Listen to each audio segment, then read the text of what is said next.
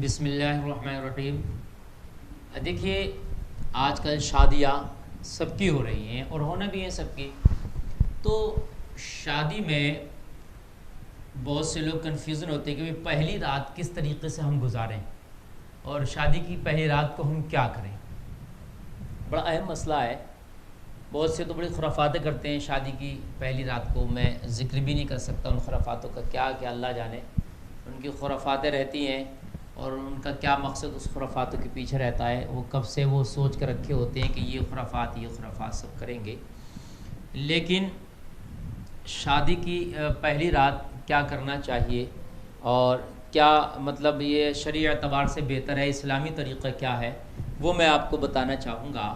کہ جب شادی ہو اور شادی ہو کر کے دلہن ودا ہو کر کے اپنے گھر آئے، تو اب جب رات کو پہلی رات جب آتی ہے اور لڑکا اور لڑکی یعنی میاں بیوی، شوہر اور بیوی جب دونوں سے ایک دوسرے سے ملاقات کرتے ہیں تو اس کا کیا طریقہ ہونا چاہیے اور اس کو کیا کرنا چاہیے، یہ سارے معاملات ہیں جو میں آپ کے گوش گزار کروں گا، اور یہ بہت اہم ہے۔ بہت سے لوگ جو ہے پوچھنے سے، معلوم کرنے سے قطراتے ہیں، ان کو شرم لگتی ہے۔ تو دیکھیے الٹے سیدھا کچھ کریں تو اس سے بہتر تو یہ ہے کہ آپ معلوم کریں۔ شریعت کو معلوم کرنے میں کوئی عار نہیں، کوئی شرم نہیں، اس لیے کہ آپ کے زندگی کے مسائل ہیں۔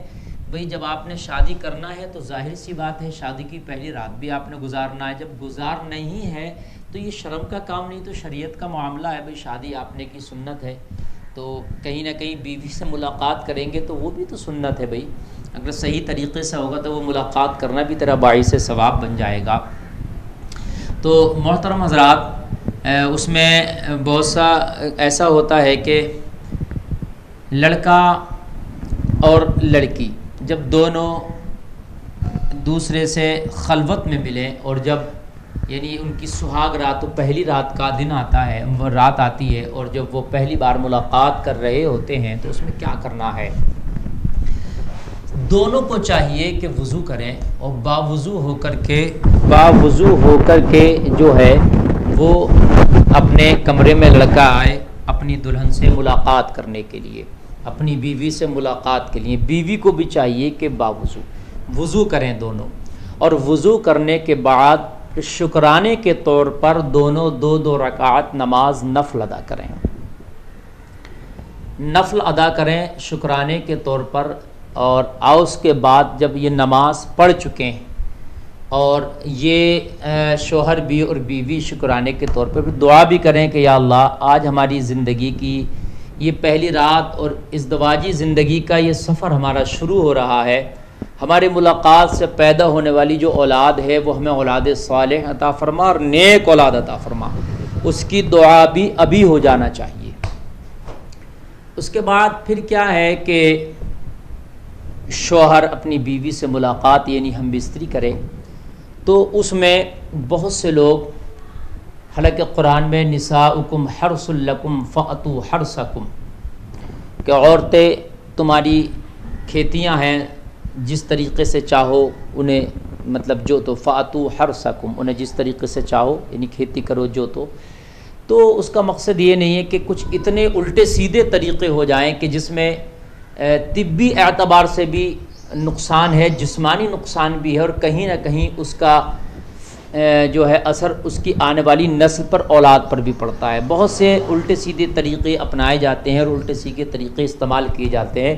جبکہ وہ الٹے سیدھے طریقے استعمال کرنے سے کہیں نہ کہیں جسمانی پریشانیاں بھی آتی ہیں، بیماریاں بھی آتی ہیں، اور کہیں نہ کہیں پھر وہ غلط بھی ہے۔ سب سے پہلے تو یہ ہے کہ اتنا اجالا نہ ہونا چاہیے کہ بہت زیادہ اجالا ہو جس سے کہ مطلب یہ ہے کہ ایک دم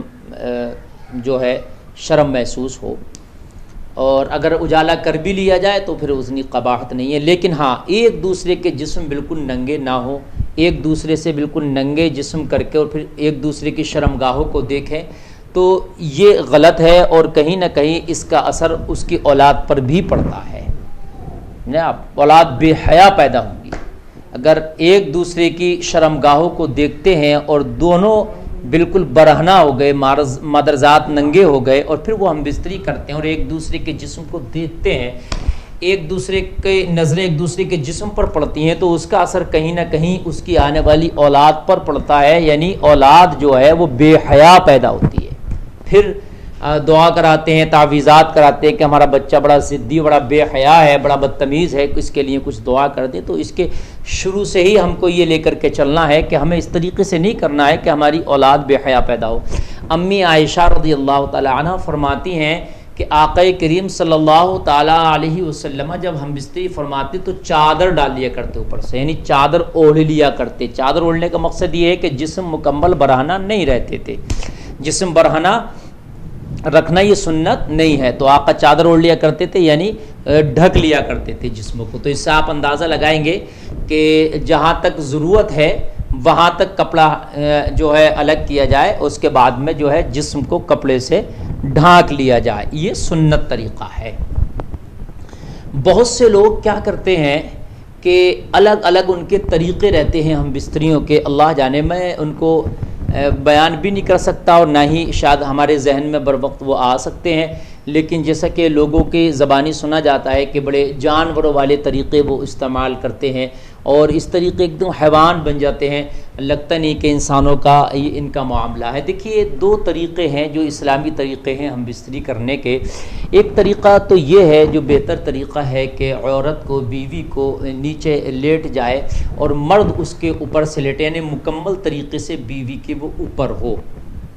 ایک طریقہ تو یہ ہے۔ اور ایک طریقہ یہ اسلامی طریقہ ہے بیٹھ کر اور بیوی بھی بیٹھ کر جو ہے سامنے سے دونوں ایک دوسرے سے ملاقات کریں، یہ ایک اسلامی طریقہ ہے۔ دو طریقے کو ان کو استعمال کیا جائے تو اس میں جو ہے بہتر ہے اور آسانی بھی ہے اور تھکاوٹ بھی نہیں ہے، نہیں تو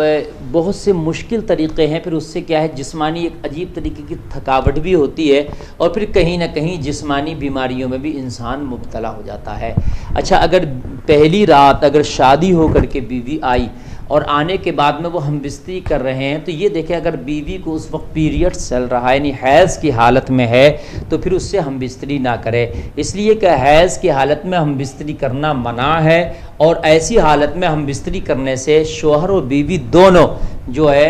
بیماری میں مبتلا ہونے کا خطرہ ہے، دونوں بیماری میں مبتلا ہو جائیں گے۔ جب بہت سے لوگوں کا ذہن میں ایک بات رہتی ہے کہ جب ہم پہلی ملاقات اپنی بیوی سے کریں گے تو پہلی ملاقات کے بعد جو ایک بیوی کا پردہ ہوتا ہے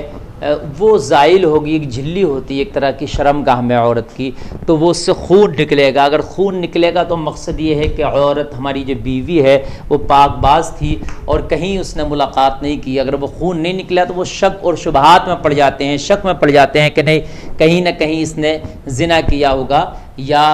جو ہے کہیں نہ کہیں وہ کسی سے ہم بستر ہوئی ہوگی، تو یہ غلط فہمی ہے۔ دیکھیے آج کل جو وہ ایک جھلی ہوتی ہے،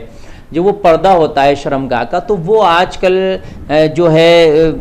زیادہ کودنے سے یا بھاگنے سے یا زیادہ بھاری وزن اٹھانے سے بھی وہ پردہ زائل ہو جاتا ہے۔ وہ ضروری نہیں ہے کہ وہ پردہ جو پہلی مرتبہ ملاقات ہو تبھی وہ زائل ہو۔ دیکھیے پہلے اہل عرب کی عورتیں کھجور کھاتی تھی، وہ بہت مضبوط ہوتی تھی تو ان کا پردہ بھی بہت مضبوط ہوتا تھا، تو کبھی کبھی تو ایسا ہوتا تھا کہ وہ ہم بستری سے بھی زائل نہیں ہوتا تھا، اس کو باضابطہ طور سے زائل کیا جاتا تھا، اس کو توڑا جاتا تھا، سمجھ رہے ہیں آپ، اس طریقے کا وہاں پر عمل کیا جاتا تھا۔ لیکن اب تو کیا ہے وہ غذائیں نہیں ہیں اتنی مضبوط، تو وہ پردے بہت ہلکی سی خفیف سی جھلی ہوتی ہے کہ جو اٹھنے بیٹھنے اور کبھی زیادہ بھاری وزن اٹھانے کھیل کود سے چوٹ لگ جانے سے گر جانے سے بھی وہ زائل ہو جاتا ہے۔ تو اس وقت پہلی ملاقات جب پہلی رات بیوی سے ہم بستر ہو رہے ہیں تو کہ ضروری نہیں ہے کہ وہ پردہ زائل ہو کر وہ خون کا نکلنا ہے، خون کا ظاہر ہونا ضروری ہے، یہ جہالت ہے، یہ بیوقوفی ہے۔ اگر خون ظاہر نہیں بھی ہو تو ہو سکتا ہے وہ پردہ پہلے زائل ہو چکا ہو۔ اللہ تعالی ہمیں شریعت پہ عمل کی توفیق عطا فرمائے۔